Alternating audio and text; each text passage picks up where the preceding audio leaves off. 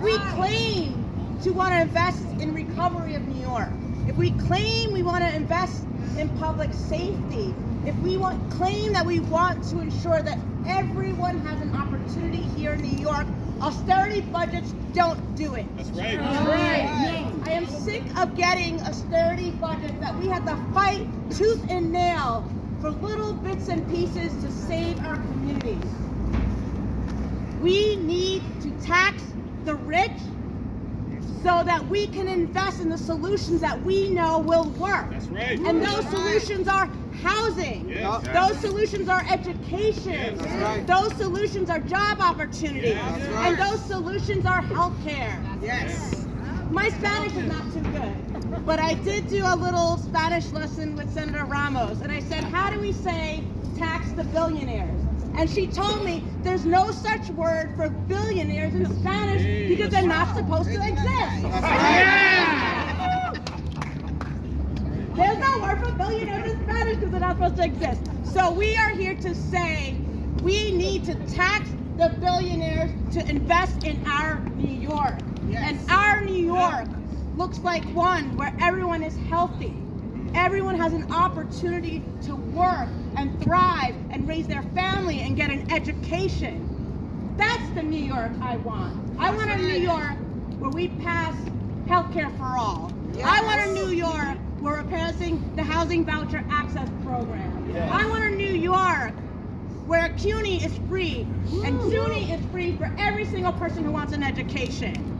That's the New York I want. One with dignity, one with health, one with safety, and one that is just. And we're gonna do that together. Let's get it done. How we doing? Ready to go. Let's be very clear. When we walk on the streets of New York City and we see our neighbors homeless on the streets of our city, in the subway cars of our transit systems, trying to find shelter wherever they may be, that is a choice that is being made by this state. Yes. Yes. Homelessness is a choice, Yes. and is a choice that you see made annually in the state budget. That's right. That's right. When you see families who cannot afford childcare, that is a choice that is being made by this state. Yes. The ways in which working people are suffering in this state, those are choices being made up in Albany. That's right. You're right. It is not fated, it is not destined, and it is not natural. And that is why we can change it this year. We can change those things because there are solutions on the table. This is not just 40 billion for the sake of 40 billion. This is 40 billion because it will address the most searing crises across our society in this moment. That's right. 40 billion to pay for the Housing Access Voucher Program. 40 billion to pay for universal child care. 40 billion to create a city worthy of the symbolism that we have here. The greatest city in the world. Yes. That's what we call it. It's time to live up to it. And I want to talk about two people. One is an elderly gentleman who lives in my district. At a recent hearing about the Con Ed rate increases, he came up forward and he said, I just don't know how we can afford this. I just don't know where I can find the money to pay more to Con Ed. And after the hearing, he pulled me aside and he said, this is why people like me in our 70s and 80s are thinking of leaving, because we can't keep up with these costs. And another gentleman I want to talk about is Robert Mujica, the former budget director of New York State. Robert Mujica is not a self-avowed leftist. But Robert Mujica came out and said that after we raised more than $4 billion of new taxes on the wealthy, that there was no statistical evidence that the wealthy left New York. So I'm telling you, these two stories, they tell you who's leaving New York. It's the working class people of this state. Because they can't afford their utility bills, they can't afford their groceries, they can't afford their rents. And we can put an end to that affordability crisis. Because right now there's all this talk about we're all in this together, that inflation is affecting everyone. But we know that inflation is actually the premise that is being used to drive up corporate profits. That's right. So right now, in this moment, we in New York State are going to step up to the plate, and we are going to tax the wealthy to make New York a safer, more affordable, and a better place to live. That's what we're going to do. So who's ready to come to Albany? Who is ready to come to Albany?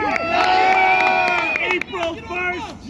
April 1st, that's when the check is due, and we better see 40 billion from the wealthy on the table. Let's give it up for Zoran and Jessica. Awesome coalition. Let me hear from NYCC.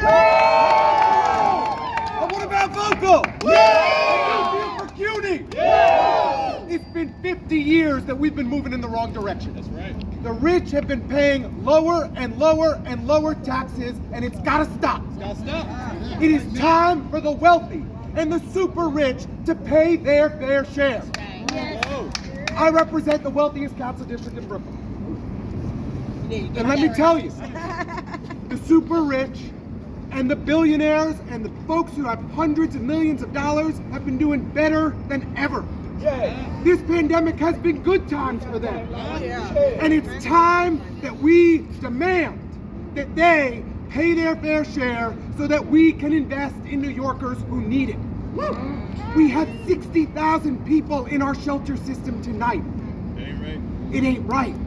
We have 600,000 families in New York City who pay a majority of their income in rent every single month.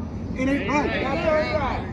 Jabari Brisboard is trying to make universal child care happen. Every family in New York City deserves it. We can do it together.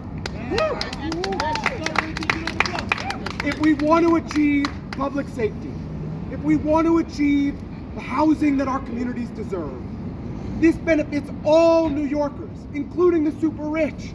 They need to contribute their fair share. They need to invest in New York.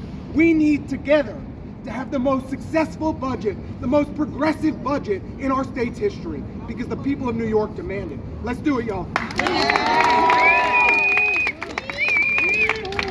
So I just want to thank everyone for coming. I want to thank all of our elected officials in the state Senate, in the state assembly, and the city council.